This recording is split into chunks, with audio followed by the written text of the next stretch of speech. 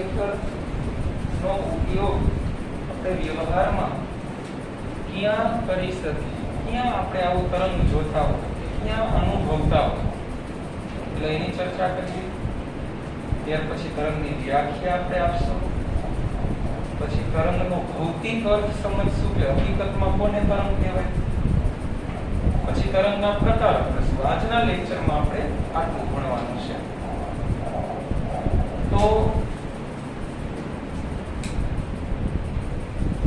કે ભાઈ હું બોલતો હોય તો મારો અવાજ તમારા કાન સુધી પહોંચતો હોય, એનું કારણ તો કે વાતાવરણ છે.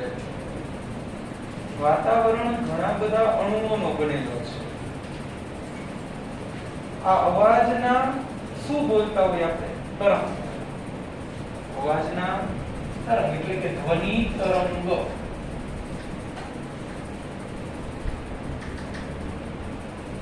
પછી આવી જ રીતે સૂર્યોદય થાય એટલે સૂર્યમાંથી આવતા પ્રકાશના શું તરંગ આપણા પૃથ્વી સુધી પહોંચે.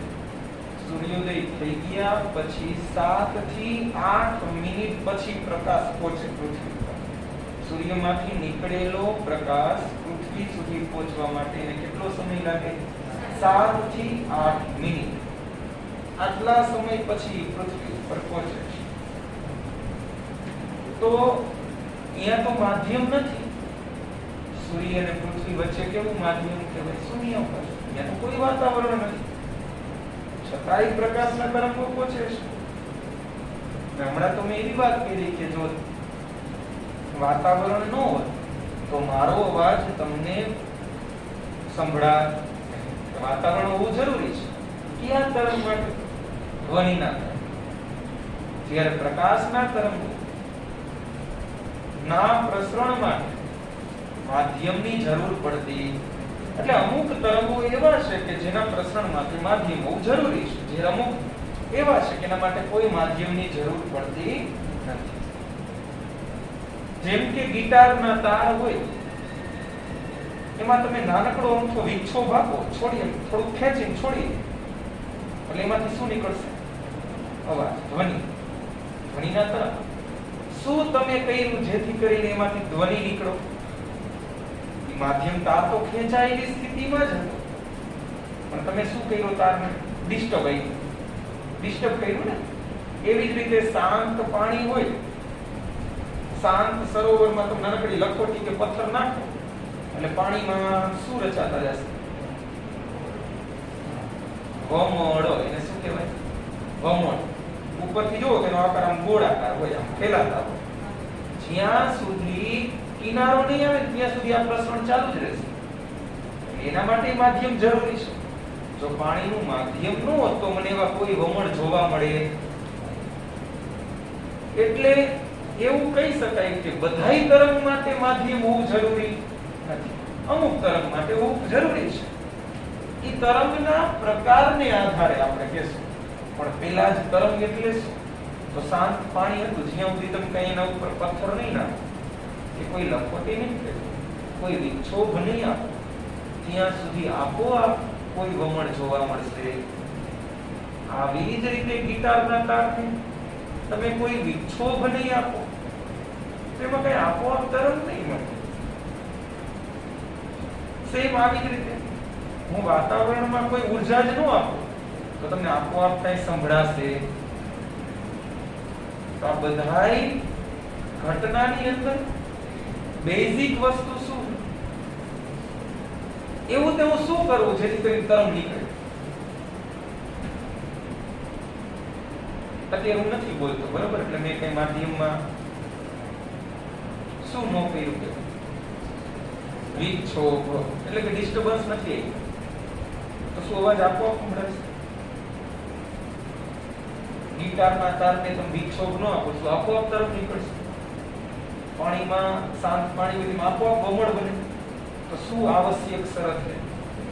વિક્ષોભ. એટલે તરંગ એટલે શું સમજાવવું? પેલો પ્રશ્ન લખો. આમાં દરેક પ્રશ્ન તમને લખાશે. એ રીતે લખશો એક્ઝામમાં તો ચાલશે. એટલે સીધા જ બાકી નોટમાં લખજો.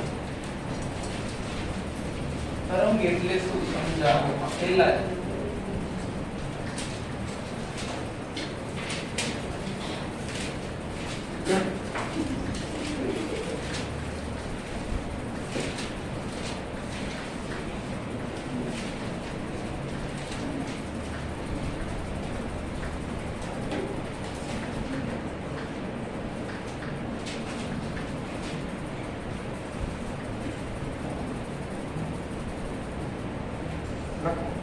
તરંગ એટલે શું સમજાવો એની અંદર પહેલો પોઈન્ટ ઇન્વર્ટેડ કોમામાં લખો માધ્યમમાં વિક્ષોભની ગતિને તરંગ કહેવાય.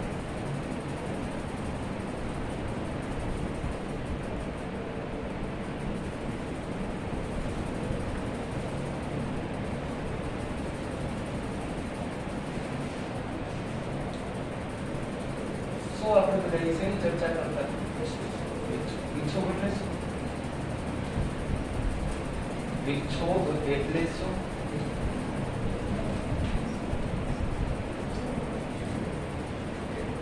કોને વિક્ષોભ કહેવાય?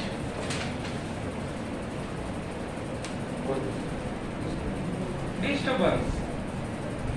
તમે છેડછાડ કરો કઈ દેશી ભાષામાં કઈ તો હરી કઈ આવું રફ ભાષા સમજાય. જ્યાં સુધી તમે કઈ હરિચારા નહીં કરો ને ત્યાં સુધી તરંગ ઉત્પન્ન નહીં થાય. આવી વ્યાખ્યા તમે લખો.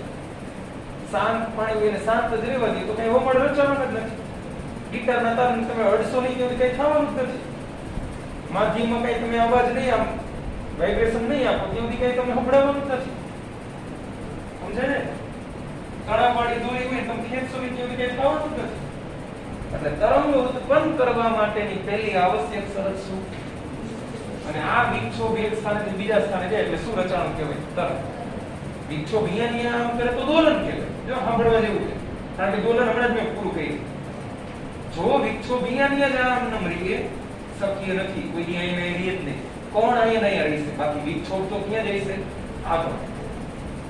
કેવી રીતે એમણે સમજાવ્યું? ધારો કે આ બધા કોણ છે? આ મધ્યમાં સ્થાનમાં બધા કોણ છે? આવું છે. ઘણા બધા કોણ છે. આ પાણી ના અણુઓ છે. પાણીની સપાટી છે આમ સ્થિર. તમે એમ જોઈ જ રાખો. રાહ જો હમણાં તો અંદર છે કઈ દેશ નહીં. પણ હમણાં એક લખોટી આના ઉપર આમ છોડવામાં આવે તો આ પાણી એટલે આ અણુ ઉપર આમ લખોટી છોડી છે તો આ અણુ ઉપર શું નહીં? બળ. એ બળને કારણે ક્યાં ગયું? પાણી નીચે. ખબર છે બરાબર? કોણ નીચે ગયું? પરંતુ માધ્યમ સ્થિતિસ્થાપક હોવાને કારણે એ કોણ પોતાની મૂળ સ્થિતિમાં આવવા પ્રયત્ન કરશે. ક્યાં બળને કારણે નહીં જતા ને બે દિવસ સુધી હાલશે દોલન જેવું છે. એટલે આ કણને તમે ઊર્જા આપી એના પરિણામ સ્વરૂપે આ કણ ક્યાં ગયું? અહીંયા છે. પણ આ માધ્યમ કેવું છે કીધું તમે? સ્થિતિસ્થાપક. એટલે તરત જ ક્યાં ગતિ કરવા પ્રયત્ન કરશે? એટલે વળી પાછો ઉપરની તરફ ગતિ કરવા પ્રયત્ન કરશે. કોણ નીચે ગયું એટલે એની વિરુદ્ધ દિશામાં એક બળ. એ બળને તમે કેવો બળ કહો છો? એટલે આ જે બળ છે એ કેવું બળ છે?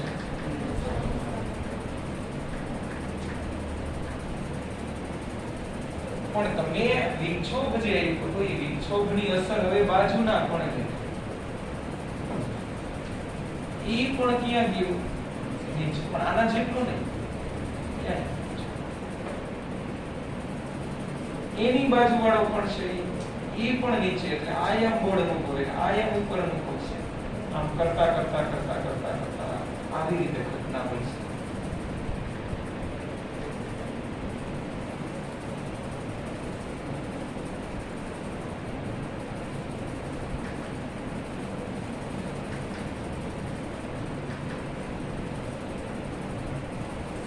હવે ક્યાં જઈએ તો બળ ક્યાં લાગશે? ક્યાં ગયો? ક્યાં લાગશે બળ?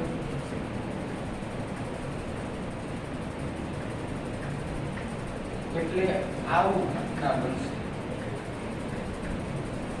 કે આ કોણ છે એ પોતાના સ્થાનની આસપાસ જ દોલન કરે ભાઈ. આ કોણ અહીંથી અહીં નથી જતા. શું ગીવ ઊર્જા આવે. આ ચોક છે એ ઊર્જા છે. આ બધા કોણ છે. તો આ ઊર્જા મેં આને ટ્રાન્સફર હસ્તી આને કરી, આને કરી, આને કરી, આને કરી, આમ કરતા કરતા આ ઊર્જા ક્યાં કોઈ છે અંતિમ બિંદુ પાસે. પણ આ કોણ પોતાનું સ્થાન છોડતા. હવે સમજણ કેવી રીતે ઘટના બને. ક્લિયર આટલું?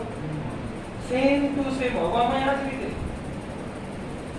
આયાનો જે કોણ હશે એને મેં આમ ઊર્જા આપી. એટલે ઊર્જા કોને ટ્રાન્સફર કરી? બીજા કોને. બીજા કોને? ત્રીજા. આ કોણ છે ઉપડી તમારા કાન સુધી પહોંચતા. કોઈ દિવસ હવાના અણુઓ પોતાનું સ્થાન છોડે એ મધ્યમાન સ્થાનની આસપાસ આમ દોલન કર્યા રાખે. આવી રીતે દોલન કરશે આમ અથવા તો આવી રીતે દોલન કરશે. આમ જાશે આગળ પણ એ ઊર્જા આપીને ખો મારીને આવતો રહેશે. ખોખોની રમત છે. સમજાય? આવું વિચારો તો હેલું પડશે. હવામાં ધ્વનિ તરંગનું પ્રસરણ થતું એમાં આ કણની મેં ઊર્જા આપી. ઊર્જા બાજુવાળાને આપીને આવતો હોય. વળી હતો નહીં. બાજુવાળો ત્રીજાને આપીને આવતો હોય. આમ કરતા કરતા એક વાઇબ્રેશન તમારા કાન પાસે જે કોણ હશે ને એને અનુભવાશે. એટલે ઈ દોલન કરશે. ઈ એના કંપન અનુસાર તમને અવાજ સંભળાશે. આને વધારે કંપન અનુભવાશે. એના કરતા ઓછું આને હશે, એના કરતા ઓછું આને. શું કામ? તો કે માધ્યમમાં ઊર્જાનું વહન થતું હોય ત્યારે એની તીવ્રતામાં શું થાય? અંતર સાથે ઘટાડો. આને સંભળાય એટલું કઈ ન સંભળાતું. સમજાય? હા કે ના? ઓકે, લખો બીજું. તરંગ ઊર્જાનું વહન કરે છે.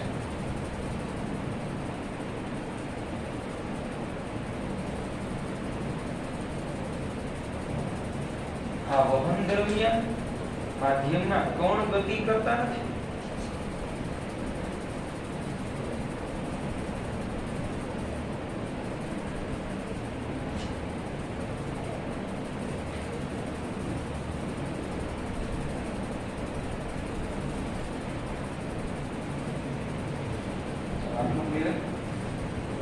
ખબર પડી કેવી રીતે તરંગ પહોંચે છે તમારા સુધી? સૂર્યમાંથી આવતા તરંગો, પ્રકાશના તરંગો કેવી રીતે આપણા સુધી પહોંચે ખબર પડી? હા કે ના? બીજું એક એક્ઝામ્પલ લો. આવું આવી આકૃતિ જોયું ક્યાં?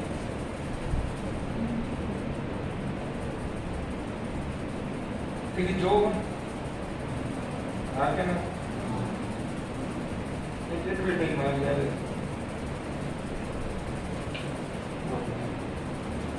ટીવી જોવાને ફાયદા છે. મોટા ભાગે મેચમાં એ બધે બહુ આવે. બાયજૂસ નામ કોણ એનું બ્રાન્ડ એવું છે? સારું. બાયજૂસ લર્નિંગ એપમાં ઓલો છોકરો હોય ને લેપટોપ પર ભણતો હોય તો એ કરમ ચેપ્ટર ભણતો હોય. જોઈ લીધો એડવર્ટાઇઝ આવે એમાં આ આવી આકૃતિ દેખાય. એક દોરી હોય, દોરીમાં એક કણ ઉપર જતો હોય, તે બીજો નીચે આવે. તે પપ્પાઓ કેવા આવે? પછી એવો શબ્દ આવે પેરેન્ટ્સ મેડ અ પાર્ટનર. બાયજૂસ થી તમે ભણો તો એમ કે તમને આ પેરેન્ટ્સ છે ને એ તમારા પાર્ટનર તરીકે બિહેવ કરે છે. જે હોય પણ સારી રીતે કન્સેપ્ટ થી સમજાય એની આ કે દોરી, ધારો કે દોરીને આમ જોરથી આમ તમે કરો. આ તો જોયું હોય આવું બધું. તો તમે જોજો મારે તો આમ દેખાશે, ભાત રચાશે આમ. સમજાય વસ્તુ? તો આ એવું છે. તમે ઊર્જા તો આમ કરીને આમ જ કરી એટલે આમ નીચે ગયા એટલે પણ નીચે પણ તરત એને વિક્ષોભ ક્યાં આપ્યો? ઉપર. ઉપર વાળા ક્યાં આપ્યો? નીચે. આમ કરતા કરતા ઊર્જા આગળ જાય. સમજણ? આવું થાય. દોરીને તમે આમ જોરથી આમ કરો ને એટલે આવું અનુભવ. દોરી પરના બધા પણ મધ્યમાં સ્થાનની આસપાસ શું કરતા હોય? દોલન. પણ ઊર્જા ક્યાં જતી હોય? આગળ. ઊર્જાનું પ્રસરણ આમ થાય પણ કોણ પોતાનું સ્થાન છોડતા?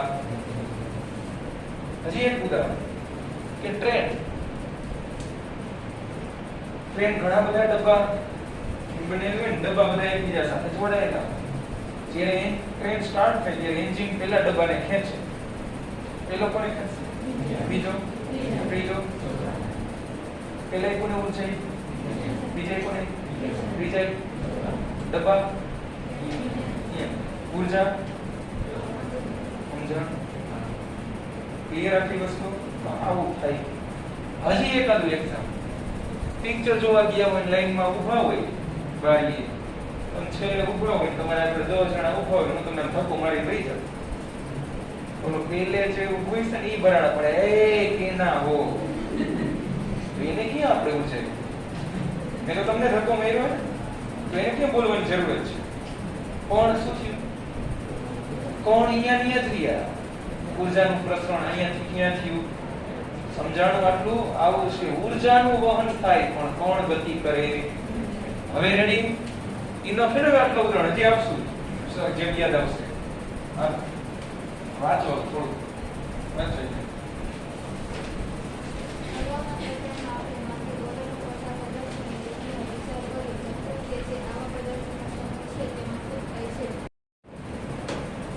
એમ કહે છે કે જો તમે કદાચ ધ્વનિ તરંગની જ વાત કરતા હો તો ખાલી ધ્વનિ તરંગ જ નહીં આખી ઘટના સમજો ધારો અત્યારે અહીંયા શું ઘટના બની હું ડાયરેક્ટ નથી બોલતો મારો અવાજ ડાયરેક્ટ તમારા સુધી નથી બોલતો કંઈક પ્રોસેસ થી આવે કેવી પ્રોસેસ તો કે હું બોલું છું એ કેવા તરંગ છે ધ્વનિના એ કેમાં હું બોલું છું આ માઇક્રોફોન એટલે માઇક્રોફોને આવેલા ધ્વનિ તરંગનું વિદ્યુત તરંગમાં રૂપાંતર કરશે કેવા તરંગમાં રૂપાંતર કરશે વિદ્યુત આ વિદ્યુત તરંગ આ કેબલમાં થઈ આમાં આ એમ્પ્લીફાયર છે એમ્પ્લીફાયર આવેલા વિદ્યુત તરંગને શું કરશે મોટા વિવર્ધિત કરવું એટલે મોટું કરવું એ મોટા કરશે કેવા તરંગ મોટા કરશે કેવા વિદ્યુત માઇક્રોફોન શું કામ કરશે ધ્વનિ તરંગનું વિદ્યુત તરંગમાં રૂપાંતર કરશે આ કેબલ શું કરશે અહીંથી આ કેબલ કાઢ નાખો અને મળશે જ વિદ્યુત તરંગ કામ પૂરું આ કેબલ જોવામાં ગયો એટલે આ વિદ્યુત તરંગ કોને મળ્યા એમ્પ્લીફાયર નું કામ શું વિદ્યુત તરંગને જ શું કરશે મોટા કરશે ઈ મોટા કરીને કોને મોકલશે સ્પીકર નું કામ પાછા વિદ્યુત નું શેમાં કન્વર્ટ કરી નાખશે ધ્વનિમાં અને ઈ ધ્વનિ તમને પહોંચે તો ધ્વનિમાં બધી ભેગા શું તરંગ એવું સમજાવે તરંગ એક સ્થાનેથી બીજા સ્થાને જાય આખી ઘટનામાં પછી વિદ્યુત હોય તોય ભલે અને ધ્વનિ હોય તોય ભલે પ્રકાશ હોય તોય ભલે પાણી પરના તરંગ હોય તોય ભલે દોરી પરના તરંગ હોય તોય ભલે કે ગિટારના તરંગ હોય તોય ભલે બધી જ ઘટના તરંગ એ ઊર્જાનું વહન કરે કોઈ દિવસ કોણ ગતિ કરશે એ આ જ સમજાવે છે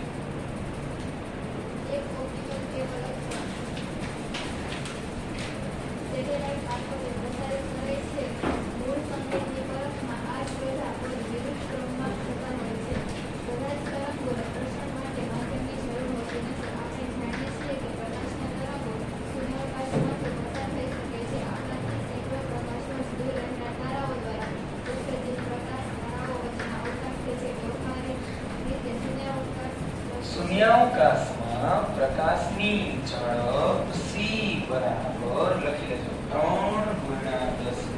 × 10⁸ હોય છે શૂન્યાવકાશમાં પ્રકાશના તરંગની ઝડપ c બરાબર 3 × 10⁸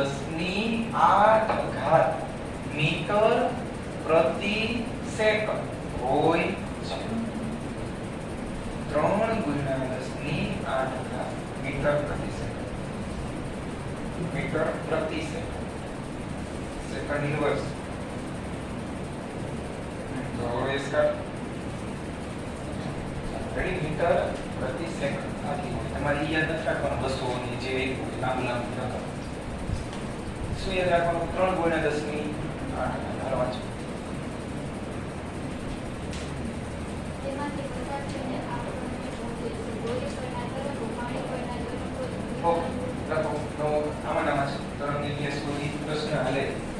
નારી પૂરો કરવાનો લખો તરંગના પ્રકાર એમ કરીને પહેલો પ્રકાર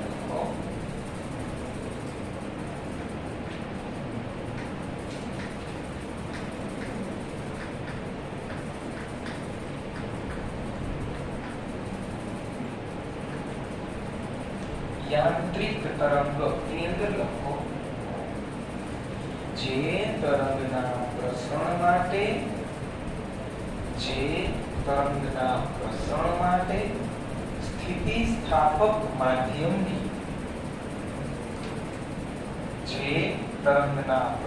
માટે સ્થિતિસ્થાપક માધ્યમની જરૂર પડે તેને યાંત્રિક તરંગ કહેવાય. બીજો મુદ્દો, આવા તરંગો ન્યૂટનના નિયમને અનુસરે છે.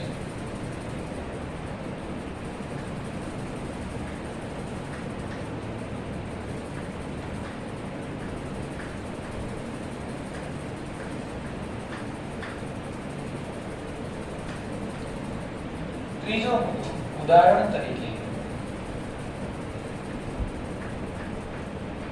દોરી પર ઉદ્ભવતા તરંગો,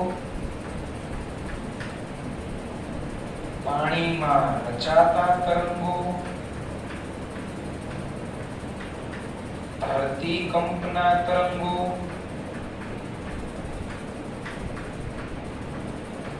ધ્વનિના તરંગો વગેરે.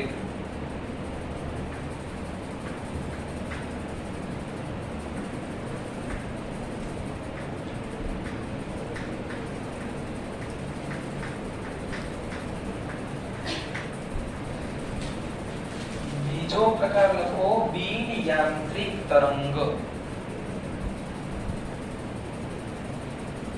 એની અંદર લખો જે તરંગના પ્રસરણ માટે માધ્યમ હોવું જરૂરી નથી.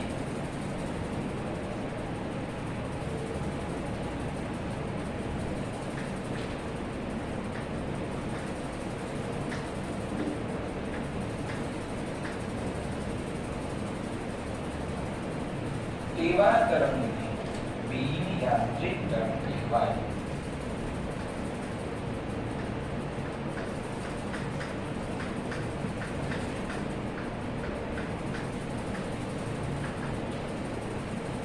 ઉદાહરણ તરીકે કોને માધ્યમની જરૂર હોય? પ્રકાશ. પ્રકાશના તરંગ, પ્રકાશના તરંગને વિદ્યુત ચુંબકીય તરંગ કહેવાય. ભાઈ એક જ છે. પ્રકાશના તરંગ કૌંસમાં લખી નખાય વિદ્યુત ચુંબકીય તરંગ. 12મા ધોરણમાં એક ચેપ્ટર આવશે વિદ્યુત ચુંબકીય તરંગ.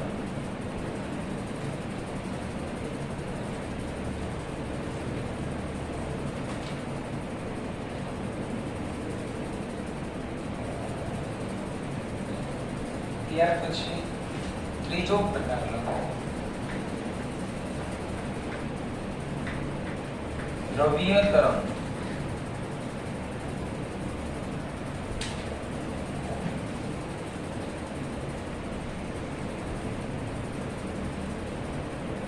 જે તરંગના પ્રસરણ માટે ઇલેક્ટ્રોન, પ્રોટોન કે ન્યુટ્રોન જેવા દ્રવ્ય કણની જરૂર પડે.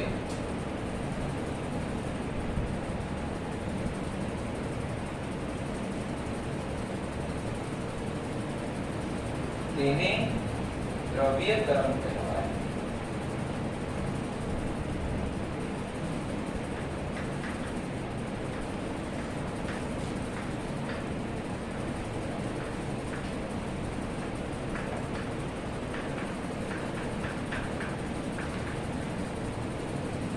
ઉદાહરણ તરીકે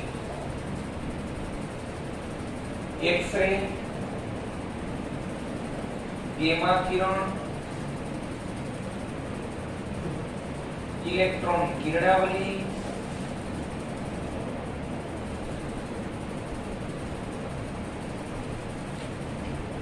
વગેરે. પછી હજી આમાં નંબર કરજો.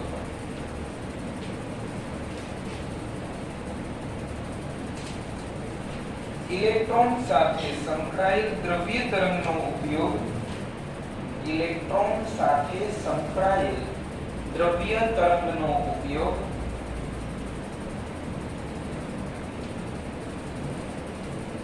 ઇલેક્ટ્રોન માઇક્રોસ્કોપમાં થાય છે.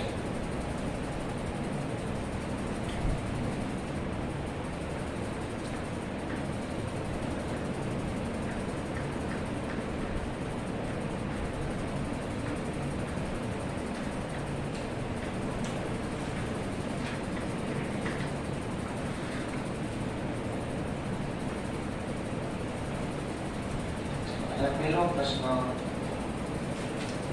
શાંતિથી જોઈએ.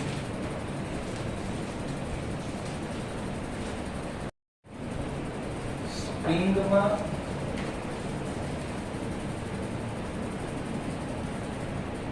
અથવા સ્થિતિસ્થાપક માધ્યમમાં તરંગ પ્રસરણ સમજાવો.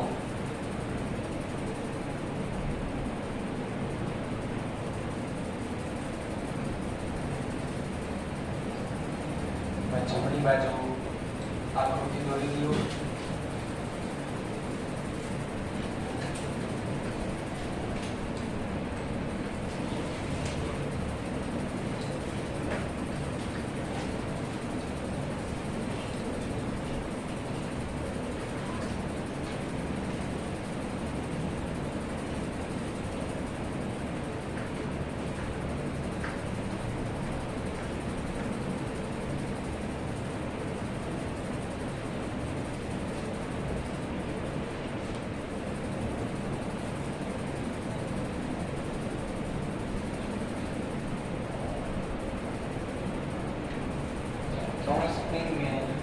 એકબીજા સાથે શું કરેલી છે?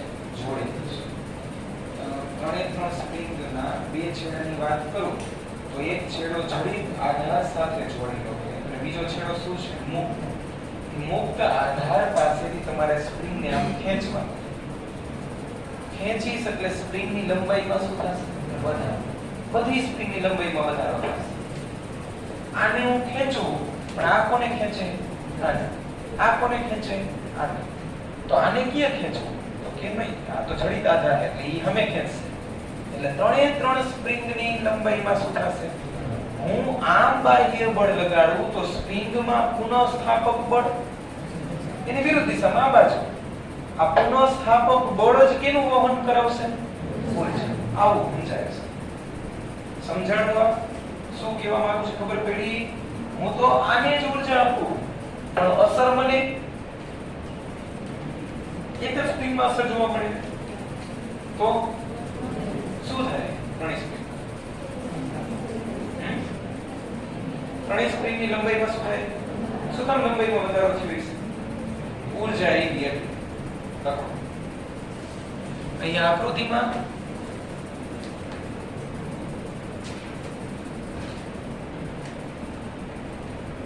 ત્રણ સ્પ્રિંગ એકબીજા સાથે જોડાયેલ છે.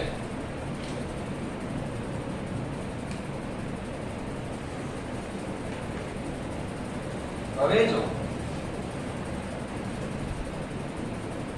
મુક્ત છેડા પાસેથી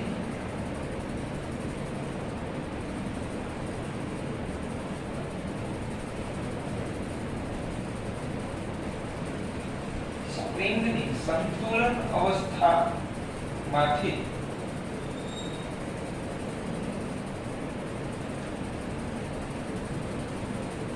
ખેંચવામાં આવે તો તેની લંબાઈમાં વધારો થશે. તો તેની લંબાઈમાં વધારો થશે. બીજો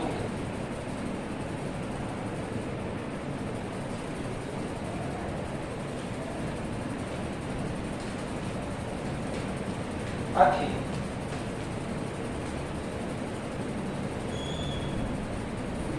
દરેક સ્પ્રિંગમાં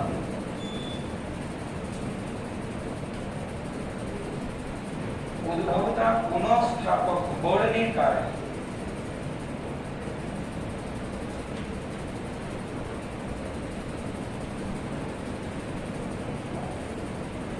દરેકની લંબાઈમાં વધારો થશે.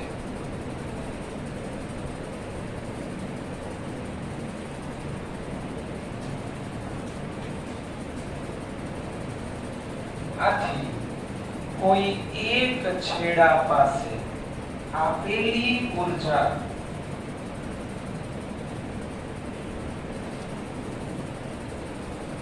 તંત્રના બીજા છેડે પહોંચે છે,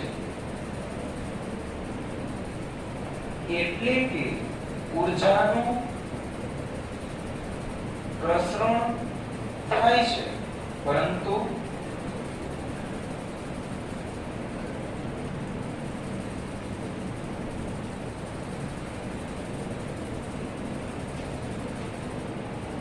સ્પ્રિંગ ગતિ કરતી નથી. સ્પ્રિંગ નહીં વહી જાય, પેલી સ્પ્રિંગ બીજા આગળ નહીં વહી જાય, પણ ઊર્જા ક્યાં પહોંચી?